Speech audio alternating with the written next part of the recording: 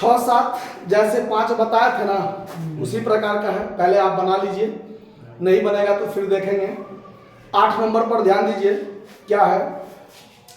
अब 8 नंबर से क्या है आपको कि पिछला सवाल सब में आप देखे थे कि आउटपुट दिया रहता था जी। तो आउटपुट के आधार पर एक वस्तु पर कितना खर्चा हुआ तो फिर अगला हम कुछ बनाएंगे उस पर कितना खर्चा होगा, ये हम लोग निकाल लेते थे गुना करके। लेकिन इस सवाल में क्या है कि जब आपको आउटपुट नहीं दिया हो यानी उत्पादित वस्तुओं की संख्या न दी गई हो तो कैसे बनाएंगे, तो उस पर एक आधार लिया जाता है कि जैसे पिछला में हमको मजदूरी का कितना प्रतिशत फैक्ट्री ओवरहेड है या प्राइम कॉस्ट का कितना प्रतिशत फैक्ट्री ओवरहेड है या वर्क कॉस्ट का कितना प्रतिशत ऑफिस ओवरहेड है या सेलिंग ओवरहेड है, तो इसका एक बेस लिया जाता है। तो सवाल में वो बेस आपको दिया रहेगा, ठीक है। तो देखिए कैसे होता है, आपको दिया हुआ है कि पहले आपको सराफा लिमिटेड के खातों का निम्न सूचना प्रकट करती है, जबकि आपको उसके आधार पर बाद में दिया हुआ है कुछ निकालने के लिए। सवाल पहले आप पढ़ लीजिए पूरा कि 31 मार्च 2021 को समाप्त होने वाले वर्ष के लिए सराफा कंपनी लिमिटेड के खातों से निम्न सूचना प्रकट हुई, जिसमें material, direct wages, works overhead, general and establishment expense दिया हुआ है। ये 4 खर्चे हैं। कहता है गणना कीजिए कारखाना लागत, टोटल कॉस्ट ऑफ मैन्युफैक्चर।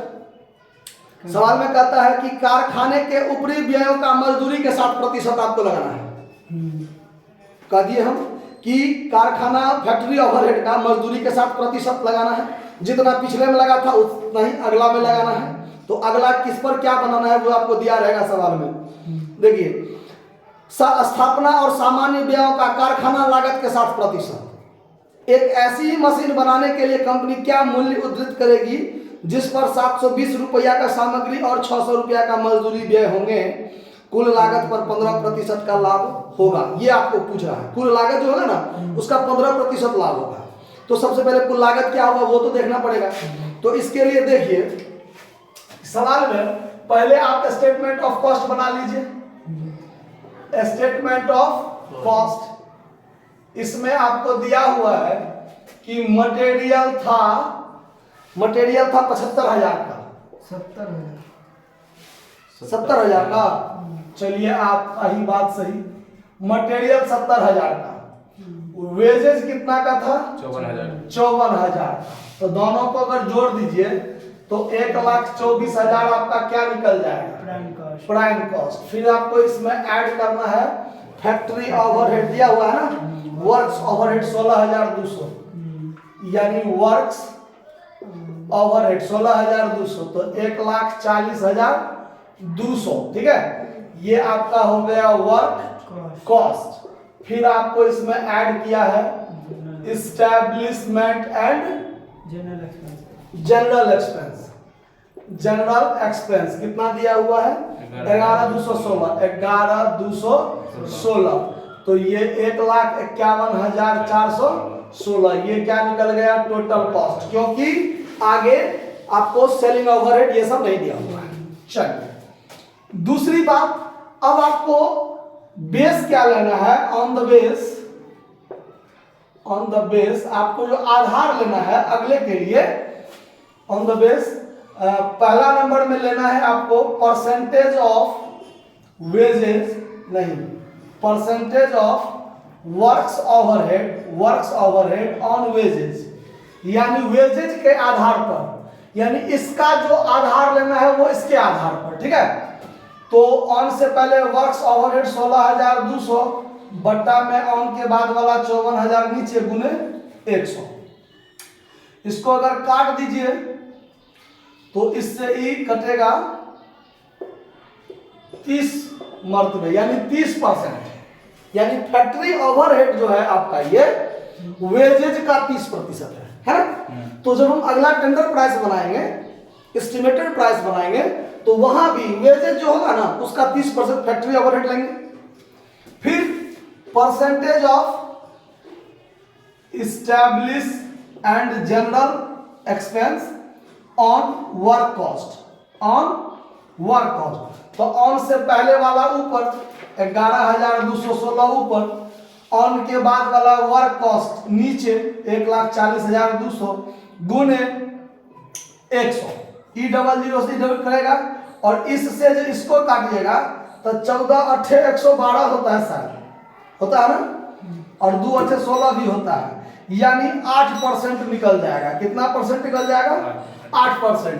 यानी जो आपका वर्क कॉस्ट है ना उसका 8% आपको एस्टेब्लिशमेंट एंड जनरल एक्सपेंस को चार्ज करना है। क्लियर? तो अब यहां पर आपको निकालना है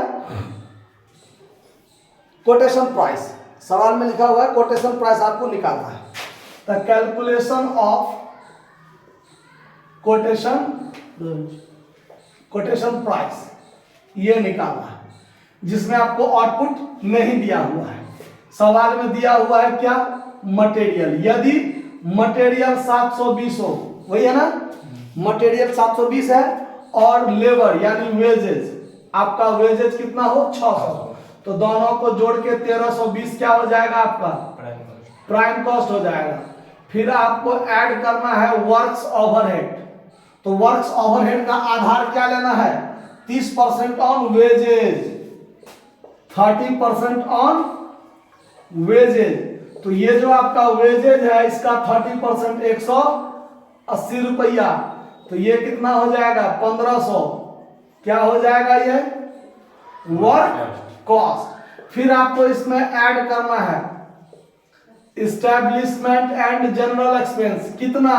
तो 8% of work cost. Work cost, ये जो वर्क कॉस्ट है ना उसका 8% कितना? 120 रुपया। तो कितना हो जाएगा?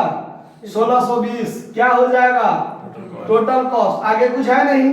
तब आपको ऐड करना है इसमें प्रॉफिट, जो कहता है 10%। कितना परसेंट है? 15% ना? 15%। हाँ, 15% on total cost. Total cost, तो ये जो 1620 है उसी का 15% आपको लगाना है। तो 1620 का 15% 243 रुपया, 243 रुपया इसमें जोड़ दीजिए तो 1863 रुपया आपका क्या हो जाएगा? Quotation price. यही चीज आपको कहता था निकालने के लिए। समझ में आ रहा है बात? तो इसी आधार पर आपको 9-10 सब आप प्रैक्टिस कीजिएगा बनाने का। ठीक है, तो इतना को आप नोट कर लीजिएगा, आगे बनाइए। नहीं बनेगा तो फिर आगे देखेंगे। तब तक के लिए धन्यवाद।